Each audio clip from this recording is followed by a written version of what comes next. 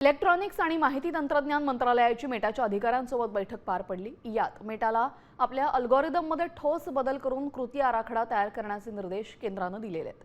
मेटाच्या प्लॅटफॉर्मवरील deep fake, प्रचारकी मजकूर आणि बेकायदा कंटेंट रोखण्यासाठी निर्देश देण्यात आलेले आहेत। अलीकडेच झालेल्या उच्चस्तरीय बैठकीमध्ये मंत्रालयाने हानिकारक आशय तातडीने शोधून हटवण्याची यंत्रणा अधिक सक्षम करण्याचा आग्रह धरलेला आहे। तर केंद्राने मेटाला नेमक्या काय सूचना केलेल्या आहेत जाणून घेऊयात। डीपफेक आणि प्रचारकी मजकूर रोखणारे अल्गोरिदम सक्षम करा। हानिकारक कंटेंट रोखा, उपाययोजनांचा कृती आराखडा द्या। सरकारी यंत्रणांच्या विनंत्यांवर तातडीने कार्यवाही करा। डेटा स्थानिकीकरणाच्या नियमांचं सक्तीने पालन करा